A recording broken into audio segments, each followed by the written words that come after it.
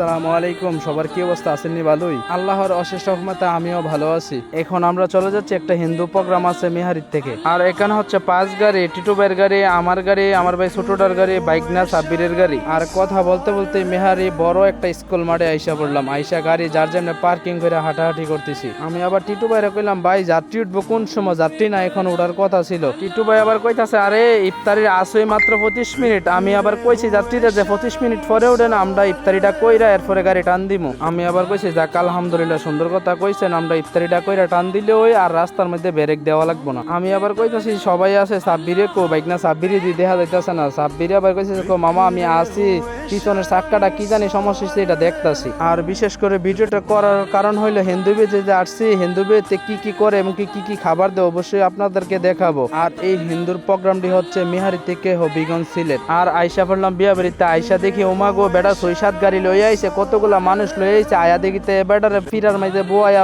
আরেক বেটা 2 হাত আঙ্গুল লাগায়া কিতা জানি কইয়া লাইতাছে। পরে আবার কইতাছি, আও এডি কিতা করতাছে? আরেক বেটা উঠতে কো, এইটা ওই সিস্টেম আমাদের। আমি আবার কইলাম, আও সিস্টেম তো ঠিক আছে, বেটা যে অতলা মানুষ অতলা গাড়ি লই আইলো, বেটারও তো একটা মান সম্মান আছে, বেটারও তো একটা সোফা দিলেও পারতেন। হ্যাঁ, বেটা আবার কইতাছে, কো ভাই সোফা দিয়াম ঠিক আছে, কিন্তু আমরা তো তোলে নিয়ম অভঙ্গ হয়ে যাবো গা। আমি আবার কইছি, তাইলে থাক, অভঙ্গ হইলে তইলে আর সোফা দেওয়ানোর দরকার নেই, বেটা ফিরা তুই বইয়া থাকুক। পরে আবার টিটু বাইরে কইতাছি, ভাই এনো বইয়া ইটা দেখলে লাভ হইতো না, আমরা খাইতেইব। এখন আবার আই ফেললাম খাইতাম আয়া দেখি তো ও মা গো, সবাই ভাত লইতাছে, আর আরেক বেটা আলুর চপ দিতাছে আর বেগুনি দিতাছে। আমি আবার যে বেটা বেগুনি দিতেছে এই ভিতরে কইলাম, আও বেগুনি দেওয়ার আলুর চপ দেওয়ার কারণটা কিতা? হ্যাঁ, বেটা আবার কইতাছে, আও এটা তো আমিও জানি না, ছোটবেলার টিক্কা দেখাইতাছি বিয়া শাদির মধ্যে আলুর চপ আর বেগুনি আগে দে। আর এখানে কিন্তু কথা আরেকটা রয়ে গেছে, কারণ ভাত দেওয়ার আগে কিন্তু মিষ্টি এবং কি নিমকি দে। হিন্দু বিয়েতে আসলে মিষ্টি আর নিমকি দে, যে এটার কারণ কি অবশ্যই কি জানা থাকলে কমেন্ট করে জানাবেন। আর এটা কতটুকু সত্য